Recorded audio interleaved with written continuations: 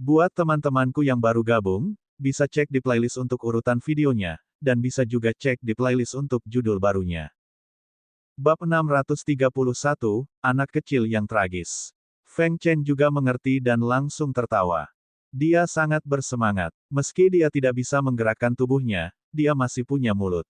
Saya tidak bermain lagi. Jangan lagi bermain figur kayu. Sweetie Cake, tunjukkan pada mereka kekuatan tinju susu kecilmu. Petik 2. Biar ku beritahu, orang mesum itu tidak hanya ingin merebut ayahmu, tapi dia juga ingin menyerahkan ibumu. Ketika saatnya tiba, kamu tidak akan memiliki ayah atau ibu. Sungguh anak kecil yang tragis. Yun Ran terdiam. Feng Chen ingin membangkitkan semangat juang paket kecilnya. Yun Ran bisa memahaminya, tapi apakah dia harus begitu gelisah dan mengatakan hal yang tidak masuk akal? Mo Beiyuan juga menatap Feng Chen dengan tatapan dingin. Feng Chen, diam. Apa yang dia maksud dengan menangkapnya? Bahkan jika Feng Chen tidak merasa jijik mengatakan ini, Mo Beiyuan merasa jijik dan mual. Saat Xuan Ling dan bawahannya bertanya-tanya apa yang membuat Yun Ran dan yang lainnya senang. Gadis kecil dalam pelukan Mo Beiyuan segera melesat keluar dan berdiri di atas meja di depannya. Dia meletakkan tangannya di pinggul dan mendengus. Siapa yang ingin membawa pergi ayah Sweetie Cake? Apakah itu kamu? Lalu Sweetie Cake akan melakukannya. Menghajarmu. Sebelum Pak kecil itu memukuli seseorang, dia bahkan menyapa orang yang dipukuli itu dengan sopan. Setelah menyapanya, dia naik dan memberinya pukulan kecil. Meski tinjunya kecil, pria kekar yang mendekat itu terlempar. Xuan Ling dan bawahannya tercengang. Masing-masing lebih tercengang dibandingkan yang lain.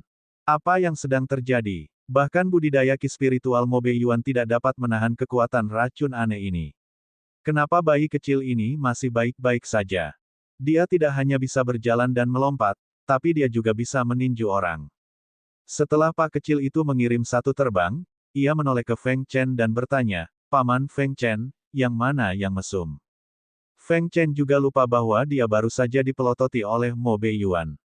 Dia berkata dengan penuh semangat, yang itu, yang duduk di kursi beroda dan berlarian. Itu orang cabul sialan itu. Orang cabul sialan itu adalah dia. Pak kecil itu mengangguk. Kalau begitu aku akan mengalahkan orang mesum itu sampai mati dulu. Setelah mengidentifikasi orang tersebut, dia mengambil piring porselen, cangkir teh, dan teko di atas meja dan melemparkannya ke arah Xuan Ling. Dia bahkan mengisi suara untuk dirinya sendiri. Desir, desir, desir, desir, desir. Pak kecil itu selalu akurat dalam melemparkan sesuatu ke arah orang. Baik itu piring porselen, cangkir teh, atau teko, semuanya mendarat di kepala Xuan Ling.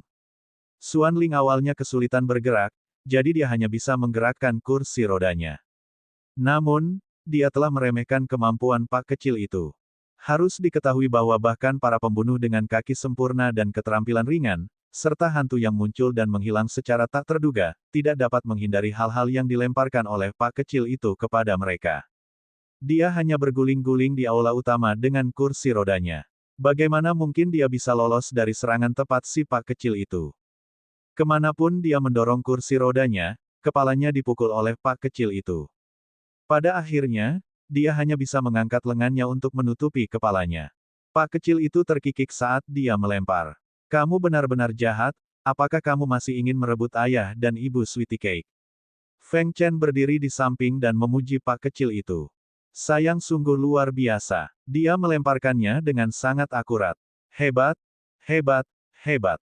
Ya, itu dia. Pukul dia. Ledakan kepalanya yang malang. Yun Ran tahu bahwa Pak kecilnya adalah tipe orang yang menjadi semakin antusias ketika dia dipuji dan ingin tampil baik. Dengan pujian Feng Chen yang berlebihan, yang tidak beruntung adalah orang-orang dari villa tersembunyi misterius di seberangnya. Memang setelah dipuji, Pak cilik itu bermain lebih semangat lagi.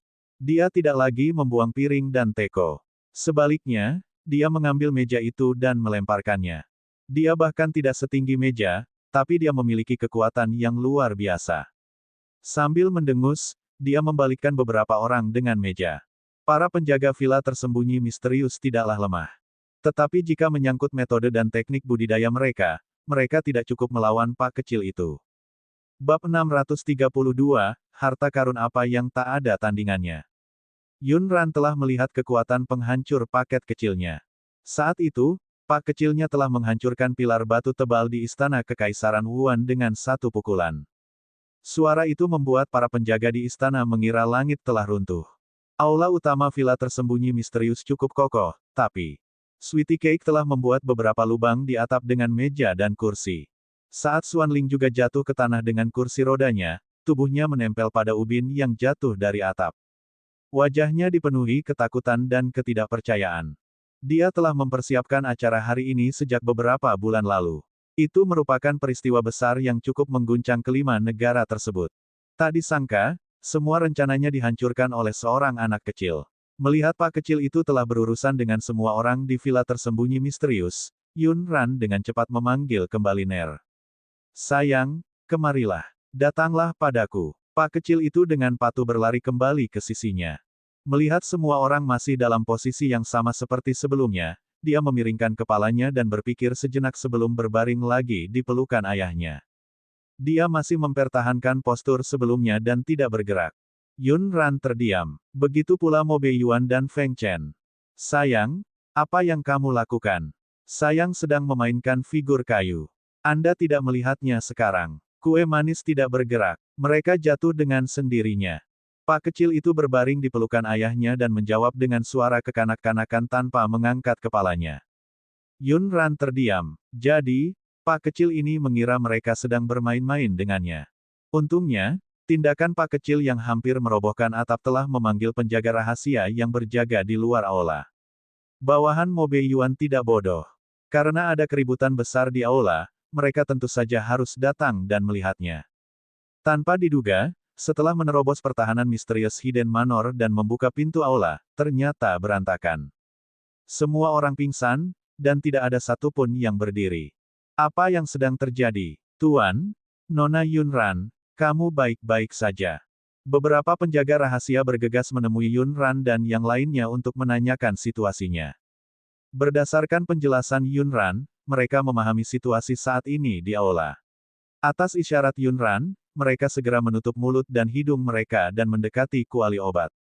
Api di kuali obat dipadamkan dengan air. Pergi dan cari lagi tubuh pemilik rumah misterius tersembunyi dan lihat apakah kamu dapat menemukan penawarnya. Penjaga rahasia dengan cepat mengeluarkan tumpukan besar botol dan toples dari tubuh Xuanling. Mereka tidak tahu apakah ada penawarnya di antara barang-barang itu. Semuanya diserahkan kepada Yunran. Mereka membukanya satu persatu agar Yunran dan Bun bisa membedakannya. Pada akhirnya, setelah beberapa analisis dan perbandingan, Yunran dan Bun memilih penawarnya. Mereka membuat semua orang mengambilnya. Namun, obat penawarnya terbatas. Selain mereka, orang lain di aula yang telah diracuni oleh kabut beracun masih belum disembuhkan. Master Sekte Dokter Hantu, bisakah kamu juga menyelamatkan Master Sekte kami? Bisakah Anda membantu Master Sekte kami mendetoksifikasi racunnya? Setelah penjaga rahasia menyerbu masuk, para murid yang menjaga di luar juga bergegas masuk. Setelah mengetahui situasinya, mereka memohon pada Yunran. Ekspresi Yunran sedikit berubah saat dia menjawab, saat kami menemukan formula penawarnya, kami akan mendetoksifikasinya. Dia tidak mungkin membiarkan sekelompok besar orang berbaring di aula ini. Tubuh Yunran berangsur pulih. Dia memutar lehernya dan berdiri. Pertama, dia menggendong si kecil di pelukan Mo Beiyuan dan menciumnya dengan ganas. Harta karun macam apa yang merupakan Sweetie Cake-nya? Bab 633, Ikan Kecil yang Meleset dari Jaring. Setelah dicium 2 kali, si Pekrat menyeringai dan terkekeh. Dia juga menerkam wajah Yunran dan menciumnya beberapa kali. Ibu, muah. Ibu dan putrinya kembali mengusap dahi mereka dengan mesra. Baru kemudian Yunran bertanya kepada Pak Pengepak, apakah kue manis mencium sesuatu yang aneh. Yunran hanya ingin mencari tahu mengapa paket kecilnya tidak terpengaruh. Semua orang berada di aula yang sama. Sweetie Cake ada di pelukan Mo Beiyuan dan tidak pernah meninggalkan sisinya. Dia juga menghirup udara di aula. Mengapa tidak ada reaksi sama sekali? Hidung si Pekrat bergerak-gerak. Ibu, ada bau ceker ayam yang sedang dipanggang. Pada saat ini, karena kompor obat telah lama padam oleh penjaga rahasia, pintu dan jendela terbuka, dan aromanya tidak lagi tercium di aula. Mungkin karena jamu dibakar dan disiram air, memang tercium bau gosong. Jangan sekarang, sekarang saja. Sebelum semua orang memainkan wooden figure, apakah Sweetie Cake mencium aromanya? Yunran menjelaskannya lagi padanya. Pak kecil itu memiringkan kepalanya dan memikirkannya. Baunya harum. Kue manis memilikinya. Aku mencium sesuatu yang harum, tapi aku tidak suka baunya yang harum. Oleh karena itu, Pak kecil itu juga mencium aroma obat yang aneh. Dia tidak bisa mendapatkan jawaban setelah bertanya dalam waktu lama. Yunran melihat ke arah Mo Beiyuan lagi. Mungkin karena dia mencoba mengeluarkan racun dari tubuhnya setelah dipukul, tapi saat ini, rambut di dahinya basah, dan wajahnya menjadi merah tidak normal. Butir-butir keringat mengalir di sisi wajah tampannya dan jatuh ke tanah. Ada rasa pantang yang tak terlukiskan. Yunran berkedip padanya, dan bibirnya membentuk senyuman yang sangat tipis. Kita semua harus berterima kasih kepada Sweetie Cake. Jika bukan karena dia, kamu mungkin akan direnggut oleh seseorang. Ketika si pengepak mendengar ini, dia segera mengepalkan tangannya. Tidak apa-apa, tidak apa-apa. Dengan adanya Sweetie Cake, ayah tidak akan direnggut oleh telur jelek itu. Suasana hati Mo Beiyuan sedikit tak terlukiskan. Dia hanya bisa tersenyum pahit pada Yunran. Yunran mengembalikan bungkusan itu ke dalam pelukannya. Sebelum kita dipukul, apakah kamu melihat sesuatu yang tidak biasa saat kamu memeluknya? Mo Beiyuan selalu berhati-hati saat merawat si kecil. Jika Pak kecil itu benar-benar melakukan sesuatu, dia seharusnya merasakannya. Mo Beiyuan tidak terlalu memikirkannya dan segera menjawab, dia mengeluarkan beberapa bunga kecil dari cincin penyimpanannya untuk dimainkan. Bunga apa? Ketika Yunran meminum penawarnya sebelumnya, dia merasakan aroma bunga yang kaya tercampur di dalamnya. Mungkinkah Pak kecil itu tidak terpesona karena bunga-bunga itu? Apakah itu berarti bunga-bunga itu merupakan bahan penting dalam pembuatan penawarnya? Itu bunga kecil yang indah milik Sweetie.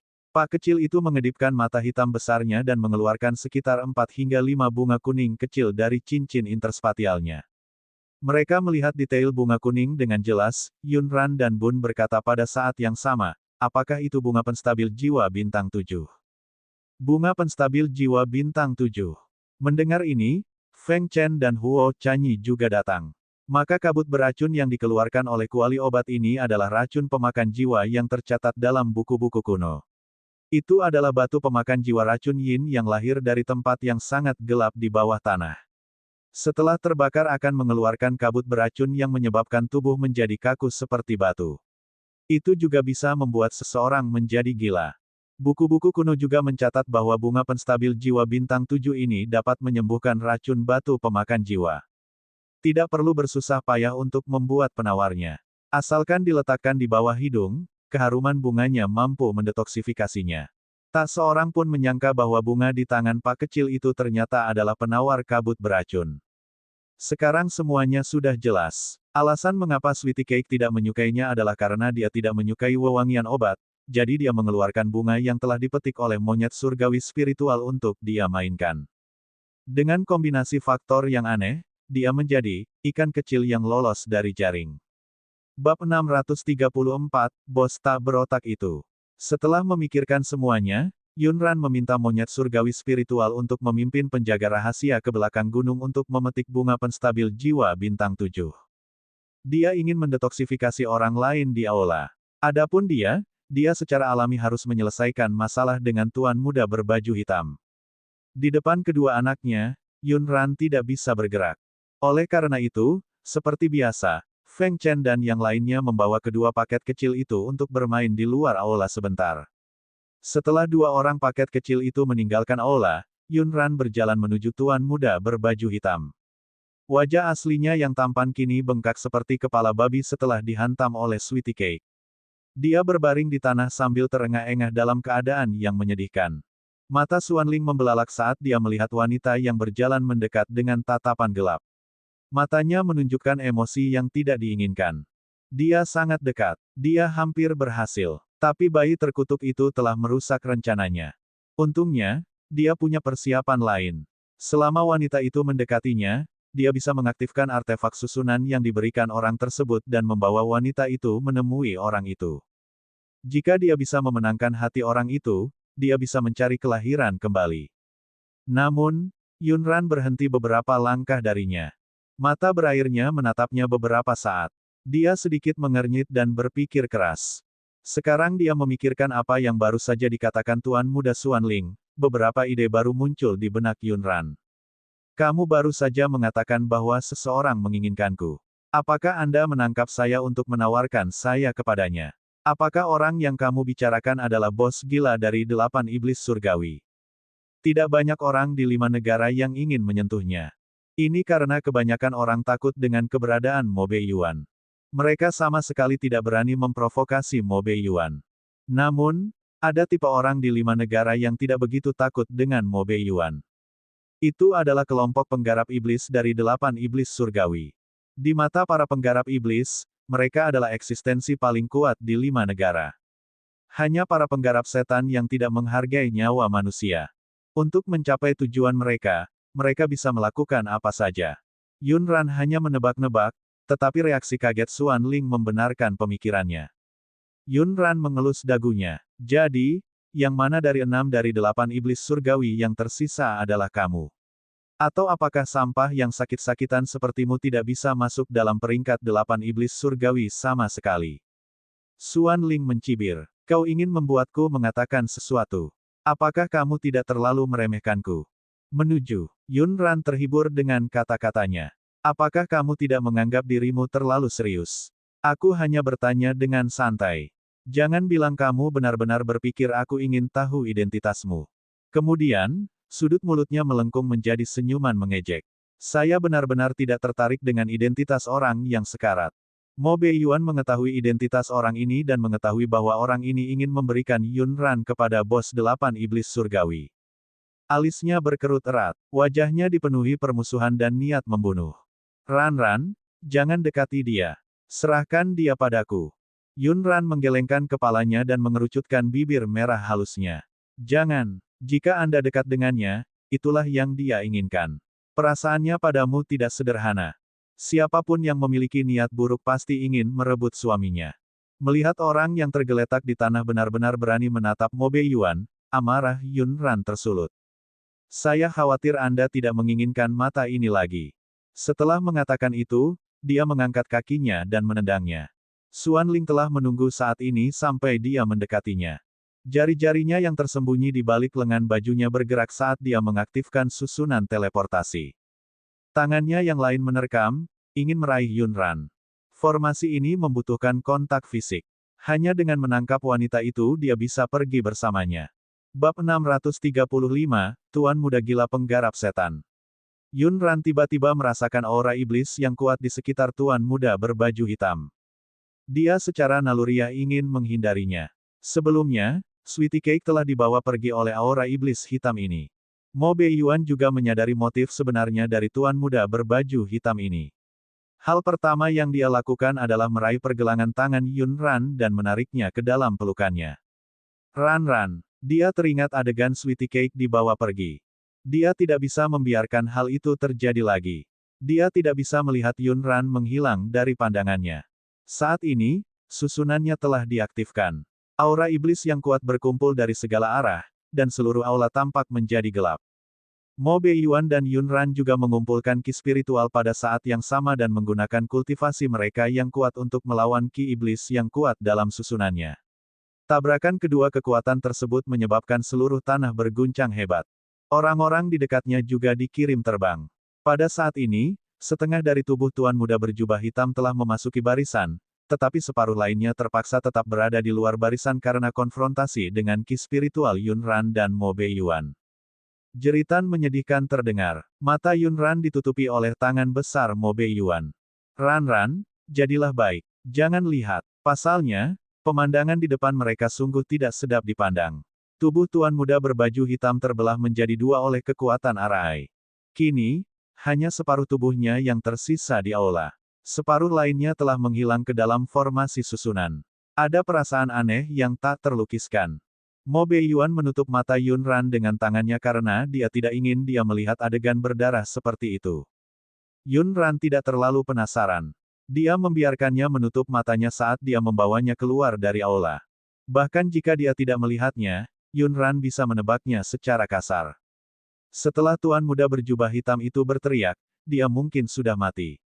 Setelah mereka pergi, semua orang di aula pulih dari keterkejutan mereka. Apa yang baru saja terjadi? Aku tidak tahu. Sepertinya aku pernah mendengar ketua sekte dokter hantu berkata bahwa tuan istana rumah misterius tersembunyi, Xuan Ling, adalah seorang kultivator iblis. Dan salah satu dari 8 iblis surgawi. Pembudidaya setan. Dia sebenarnya adalah seorang kultivator iblis. Dia bersembunyi terlalu dalam. Melihat mayat tuan muda berjubah hitam yang berlumuran darah, beberapa orang tidak bisa menahan rasa jijik di hati mereka dan hanya muntah. Para penjaga rahasia dengan cepat kembali dari gunung belakang dengan binatang iblis terbang. Mereka telah membawa kembali bunga penstabil jiwa bintang 7 yang digunakan untuk mendetoksifikasi racun. Mereka membantu orang-orang di aula untuk membersihkan racun. Dengan hal seperti itu terjadi, Mo Beiyuan tentu saja harus meminta seseorang untuk menyelidiki seluruh villa tersembunyi misterius. Tanpa diduga, lebih dari 100 mayat yang terkubur di bawah tanah digali di gunung belakang villa tersembunyi misterius. Dilihat dari pakaian dan barang-barang yang ditemukan di sekitar mayat, itu pasti berasal dari villa tersembunyi misterius. Para penjaga rahasia menginterogasi bawahan tuan muda berbaju hitam yang telah ditangkap sebelum akhirnya menemukan kebenarannya. Ternyata villa tersembunyi misterius yang asli telah lama dihancurkan oleh para penggarap iblis. Mereka hanyalah boneka manusia yang dikendalikan oleh penggarap iblis, Tuan Muda Gila. Tuan Muda Gila awalnya adalah seorang anak yatim piatu yang diadopsi oleh pemilik villa Suanyin. Dia tidak punya nama atau nama keluarga, jadi dia diberi nama itu. Suangui. Suangui cukup berbakat, tapi dia memiliki niat jahat. Lambat laun, ia menjadi seorang kultivator setan. Ia bahkan mencoba menikahi putri sulung villa tersembunyi misterius. Setelah ditemukan oleh pemilik villa tersembunyi misterius, kakinya patah sesuai aturan sekte dan dikeluarkan dari sekte tersebut. Siapa yang tahu bahwa orang ini akan bergabung dengan 8 iblis surgawi dan bahkan membawa sekelompok penggarap iblis kembali untuk membalas dendam. Dia memusnahkan seluruh villa tersembunyi misterius. Bab 636, Yun Ran mencurigainya. Setelah penghancuran villa tersembunyi misterius, Xuan Gui menyebut dirinya Xuan Ling dan menjadi pemilik villa tersembunyi misterius. Adapun Xuan Ling yang asli, dia adalah putra bungsu dari pemilik villa lama. Karena tubuhnya lemah, dia sedang memulihkan diri di villa dan jarang bertemu siapapun. Oleh karena itu, tidak banyak orang yang melihat Xuan Ling yang asli. Kaki Xuan Gui lumpuh dan dia telah menjadi seorang kultivator iblis. Kepribadiannya sangat tidak normal. Saat itu, ketika dia dihukum oleh peraturan sekte, kejantanannya telah hilang dan dia yakin bahwa putri sulung dari villa tersembunyi misterius telah mengkhianatinya. Akibatnya, mentalitasnya berubah dan lambat laun ia jatuh cinta pada laki-laki. Dan memendam kebencian terhadap seluruh wanita di dunia. Mereka dikendalikan oleh Xuan Gui dengan racun dan hanya bisa mendengarkannya. Mereka menjadi bonekanya dan melayaninya. Mereka menuruti keinginannya. Mereka telah kehilangan martabatnya sebagai seorang laki-laki hanya untuk bertahan hidup. Sekarang, Xuan Gui yang gila itu sudah mati, tetapi racun di tubuh mereka belum disembuhkan. Mereka takut tidak dapat bertahan hidup. Jika mereka tahu ini akan terjadi, mereka akan mati ketika ditangkap oleh para penggarap iblis itu. Penjaga rahasia menyerahkan informasi yang mereka peroleh dari orang-orang ini kepada Yun Ran dan Mo Beiyuan. Yun Ran tidak tertarik dengan identitas tuan muda gila ini sebagai anjing gila. Hanya dengan pandangan sekilas, dia melemparkan surat itu ke samping. Mo Beiyuan, ayo pulang. Kenangan di sini benar-benar tidak bagus, dan Yun Ran tidak ingin tinggal lebih lama lagi. Mo Beiyuan meminta penjaga rahasia untuk menguburkan mayat villa tersembunyi misterius. Dia berencana untuk pergi bersama Yun Ran dan 2 orang paket kecil itu. Orang-orang dari sekte lain yang telah mereka selamatkan sebelumnya mengungkapkan rasa terima kasih yang tulus kepada mereka sebelum mereka pergi. Kami di sini untuk berterima kasih kepada Master Sekte Dokter Hantu dan Kaisar Benua Timur. Jika bukan karena Anda, kami akan jatuh ke tangan para penggarap iblis. Kami juga sangat menyesal atas sikap tidak hormat kami sebelumnya terhadap Sekte Dokter Hantu. Kami buta. Mulai sekarang, jika ada sesuatu yang memerlukan bantuan kami, jangan ragu untuk bertanya, Sekte Tuan Yun. Namun, dengan kemampuan luar biasa mereka, anggota sekte lain mungkin tidak akan berguna bagi mereka. Tidak ada yang mengira konferensi alkimia akan berakhir seperti ini. Meski begitu, semuanya di luar ekspektasi mereka. Namun, tujuan yang ditetapkan Feng Chen dan Huo Chanyi sebelum datang ke konferensi alkimia untuk mempublikasikan sekte dokter hantu telah tercapai. Berita tentang 5 negara selalu menyebar dengan sangat cepat. Tidak lama kemudian, kata-kata sekte dokter hantu menyebar ke seluruh 5 negara. Tentu saja, ada juga insiden memalukan dari sekte dokter ajaib. Ketika Yun Ran dan yang lainnya kembali ke kota Kekaisaran Benua Timur, Bai Ze mungkin yang paling bahagia. Tidak ada perselisihan besar antara Benua Timur dan negara lain, namun ada banyak masalah dalam negeri yang harus diselesaikan. Dia pikir dia akhirnya bisa istirahat. Tanpa diduga, Yun Ran dan yang lainnya baru saja kembali beberapa hari dan akan pergi ke Dajing lagi. Mengapa kamu pergi ke Dajing? Untuk menyelidiki racun Gu di tubuh Mo Beiyuan. Ini adalah keputusan Yun Ran dalam perjalanan pulang. Racun Gu di tubuh Mo Beiyuan telah berubah karena batu surgawi. Dia ingin menemukan cara untuk menyembuhkannya. Alasan dia pergi ke Dajing adalah karena saat bertemu dengan putri kelima Dajing, Mu Qingli, Yun Ran sempat curiga bahwa dia ada hubungannya dengan racun Gu di tubuh Mo Beiyuan. Penjaga rahasia mencari begitu lama tetapi tidak menemukan apapun. Yun Ran tidak ingin menunggu lebih lama lagi.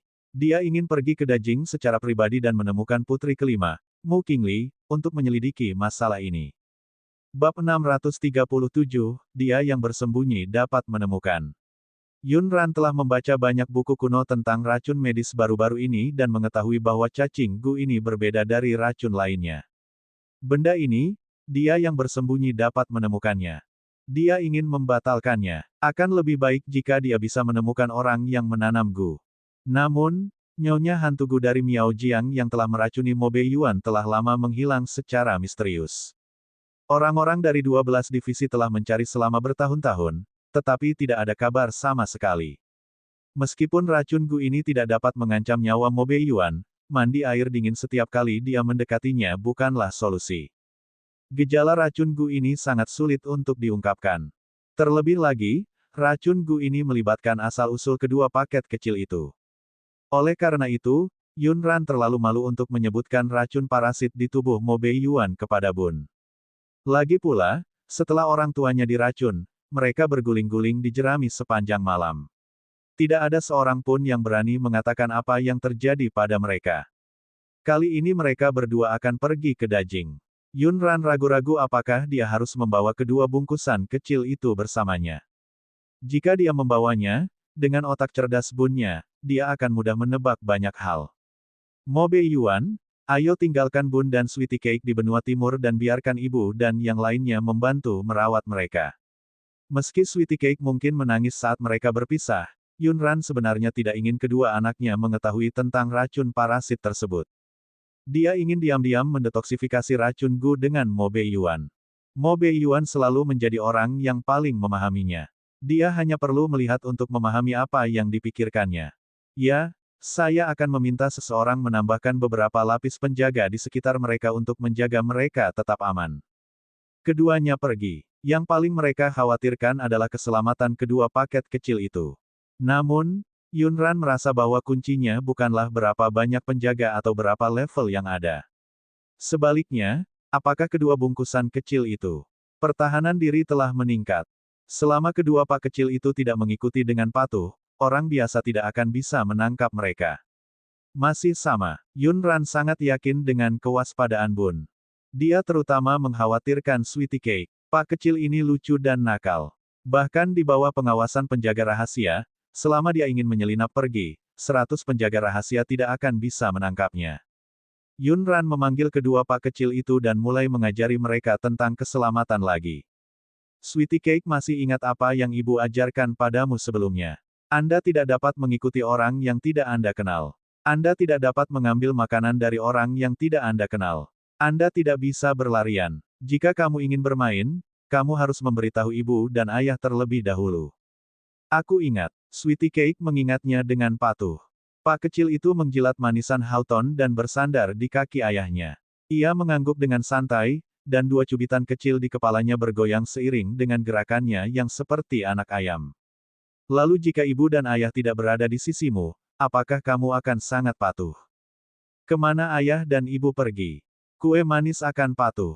Bisakah kamu membawa sweetie cake? Pak kecil itu segera melebarkan mata hitam besarnya dan menatap Yun Ran dengan tulus. Yun Ran menatap wajah muda itu dan merasa sedikit tercekik. Dia mengangkat tangannya dan mengusap rambut lembut di kepalanya. Ibu dan ayah tidak bisa mengajakmu kali ini. Setelah mengatakan itu, dia menatap Bun dengan nada meminta maaf, yang berdiri diam di samping. Bun tidak menanyakan alasannya, dan ekspresinya pun tidak banyak berubah. Ekspresinya tetap tenang seperti biasanya. Dia hanya menatap Yun Ran dengan mata gelapnya untuk beberapa saat. Setelah hening beberapa saat, dia berbicara. Aku akan menjaga adikku dengan baik.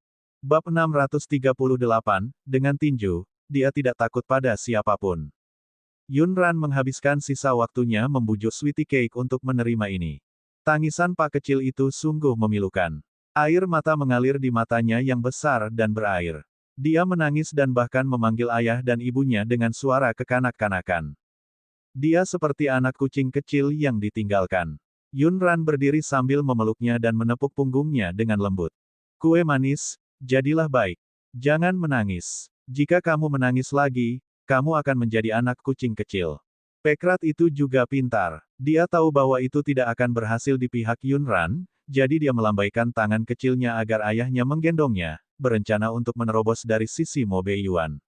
Untungnya, Yun Ran telah memberitahu Mo Beiyuan sebelumnya untuk tidak bersikap lembut di depan Pak Rat. Kue manis, jadilah baik. Ayah akan segera kembali. Mo Beiyuan mengelus kepala Pekrat itu dengan tangannya yang besar, merasa enggan. Dulu, dia bisa pergi kemanapun dia mau. Dia tidak perlu khawatir, tapi sekarang, ada ikatan tambahan. Yun Ran membujuknya untuk waktu yang lama. Dia berjanji untuk kembali lebih awal, berjanji akan memikirkannya, dan bahkan ingat untuk membawakannya hadiah. Baru pada saat itulah Pak kecil itu setuju dan dengan patuh tinggal di Istana Benua Timur. Nenek akan menemani Sweetie Cake. Sweetie Cake juga bisa bermain dengan Kitten. Namun, dia tidak bisa tiba-tiba menghilang dan membiarkan penjaga rahasia mencarinya. Sweetie Cake, apakah kamu masih ingat orang jahat yang diselimuti kabut hitam dan membawa Sweetie Cake ke pulau? Sweetie Cake ingat, itu telur hitam jelek. Pak Pekrat baru saja menangis. Saat dia berbicara, suaranya sedikit sengau dan lucu. Ya, orang jahat dan berkulit gelap itu. Jika orang jahat besar itu datang, apakah Sweetie Cake tahu apa yang harus dilakukan? Pembunuh lainnya tidak perlu ditakuti. Sebelum mereka bisa mendekati Pak kecil itu, mereka akan dikalahkan oleh penjaga rahasia dari 12 divisi. Yun Ran paling mengkhawatirkan bos dari 8 iblis surgawi. Jika penjahat hitam itu ada di sini, Sweetie Cake akan menghajarnya. Mata besar Pak kecil itu bulat dan cerah seperti buah anggur hitam yang telah dicuci. Yun Ran terdiam. Sweetie Cake-nya tidak kenal takut. Ibu pikir kamu bisa memberitahu nenek atau penjaga rahasia terlebih dahulu. Lalu, lari ke burung besar itu dan pukul dia dengan burung besar itu. Tingkat budidaya Pak kecilnya sangat tinggi, tapi masih terlalu berbahaya baginya untuk berurusan dengan bos dari 8 iblis surgawi sendirian. Bun pun mengangguk dan berkata dengan wajah tegang, Sweetie Cake tidak bisa mengalahkannya sendirian. Jika kamu menemukannya, kamu harus memberi tahu kakak. Kue manis memiringkan kepalanya. Kakak Bun, apakah kamu ingin menghajar Black Egg juga? Baik-baik saja maka. Jika Sweetie Cake menemukan Black Egg, aku akan memberitahu semua orang dan menghajarnya bersama-sama. Yun Ran perlahan menghela nafas lega ketika dia melihat Pak Rat itu mengangguk setuju. Dia juga menjelaskan kepada Pak kecil itu tentang beberapa masalah keamanan lainnya. Misalnya, dia tidak bisa bermain api dan air. Contoh lainnya adalah dia tidak bisa bermain dengan senjata tajam. Yun Ran bahkan mengatur pengawal pribadi untuk Pekrat itu. Yan Qi telah diajar secara pribadi oleh Yun Ran. Anak ini sangat berbakat, dan Yun Ran berniat mengasuhnya. Dia bukan lagi hantu kecil seperti sebelumnya. Bun dan Sweetie Cake 1 tahun lebih tua. Yan Qi juga 1 tahun lebih tua. Anak ini telah banyak berubah. Tidak diketahui apakah itu karena garis keturunan hantu biasa, tapi sosoknya seperti cambuk. Kini, dia sudah terlihat seperti pemuda tampan dan tinggi. Hanya saja ekspresi wajahnya masih sulit didekati seperti biasanya. Yan Qi, Aku harap kamu dapat membantu kami melindungi Sweetie Cake saat kami pergi. Baiklah. Pemuda berwajah pucat itu menjawab dengan suara yang dalam. Bab 639, tempat kita pertama kali bertemu. Yun Ran mengatur segalanya. Kemudian, dia dan Mo Beiyuan meninggalkan benua timur dengan naga terbang bersayap merah dan menuju Dajing. Keduanya tidak membawa penjaga rahasia, juga tidak berencana mencari Mu Qingli sebagai kaisar benua timur. Bagaimanapun, yang satu adalah kaisar benua timur, dan yang lainnya adalah janda permaisuri Dajing. Jika keduanya bertemu, siapa yang tahu cerita melodramatis seperti apa yang akan menyebar keluar. Mo Beiyuan, sebelum kita pergi ke Dajing, ayo pergi ke suatu tempat dulu. Tempat apa? Saat itu, setelah kamu diracuni oleh racun parasit, tempat kita berdua pertama kali bertemu. Disitulah dia kehilangan sebagian ingatannya. Meskipun Yun Ran tidak mempedulikannya, dia merasa kemunculan pemilik aslinya di sana sepertinya bukan suatu kebetulan. Apakah racun Gu di Mo Beiyuan berhubungan dengan pemilik aslinya? Bisakah dia mendapatkan kembali bagian dari ingatan pemilik aslinya yang hilang setelah mengunjungi kembali tempat lamanya?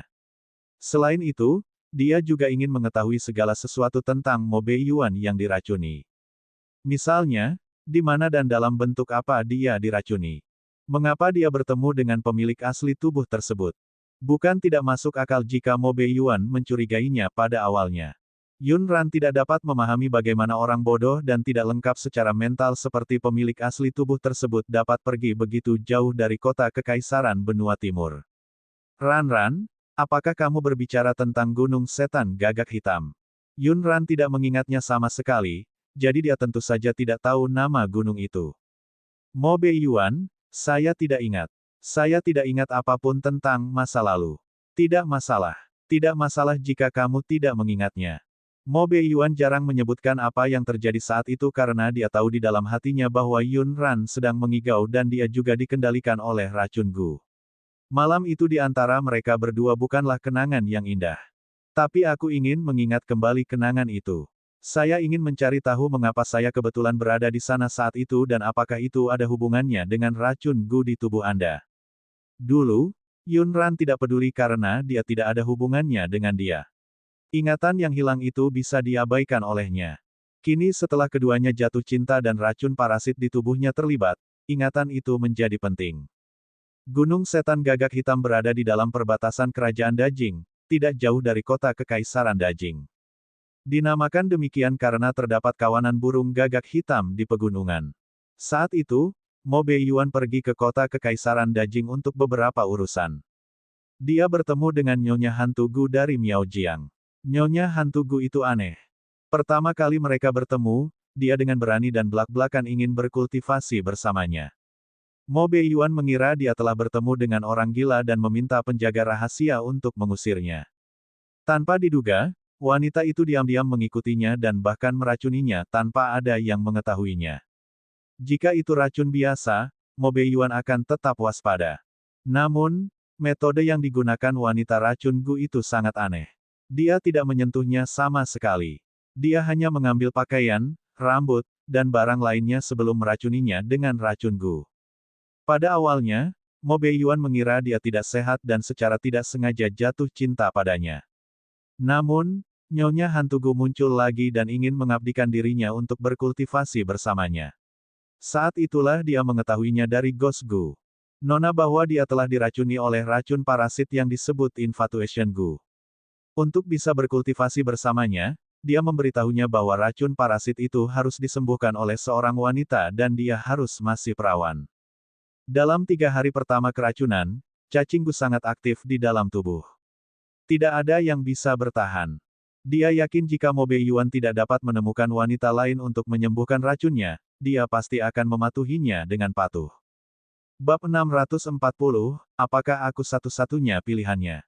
Siapa sangka Mo Beiyuan adalah orang kejam yang bahkan tidak takut mati. Dia dengan paksa menggunakan metode pendarahan dirinya sendiri untuk bertahan hidup di hari pertama. Mendengarkan ingatannya saja membuat Yun Ran merasa hatinya sedang direbut oleh seseorang. Apakah pergelangan tanganmu dipotong dengan belati? Saat dia berbicara, dia menarik pergelangan tangannya, ingin melihat apakah ada bekas luka di pergelangan tangannya. Mo Beiyuan tidak merasakan apapun tentang apa yang terjadi beberapa tahun lalu. Sepertinya lengan dan bahunya, singkatnya, itu semua adalah tempat yang tidak bisa melukai titik vital. Benar saja, Yunran melihat bekas luka lama di lengannya. Bekas luka ini mengingatkan Yunran akan luka tersembunyi di punggung dan dadanya. Orang lain dari 5 negara mengira dia, Mo Beiyuan, hampir seperti dewa dan hantu. Tidak ada yang bisa menyakitinya sama sekali. Hanya Yunran yang tahu berapa banyak luka tersembunyi yang mengejutkan yang dia alami. Apa yang disebut-sebut sebagai reputasi yang hampir saleh adalah sesuatu yang telah ia pertaruhkan dengan nyawanya. Nio Beiyuan tidak menyangka matanya akan memerah saat dia menatap luka tersembunyi di lengannya. Dia memegangi wajah kecilnya dan mengusap sudut mata merahnya, terlihat sedikit bingung. Ran, itu semua sudah berlalu. Tidak apa-apa sekarang. Yunran menahan air mata di matanya dan bersenandung pelan. Apa yang terjadi setelah itu? Bagaimana Anda bisa bertahan beberapa hari berikutnya? Keesokan harinya, Mu Qingli datang.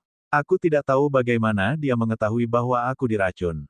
Dia berkata bahwa dia ada di sini untuk mendetoksifikasi saya. Di mata Mo Beiyuan, baik itu Nyonya Hantu Gu atau Mu Qingli, mereka semua sama. Dia bahkan tidak mau menyentuhnya.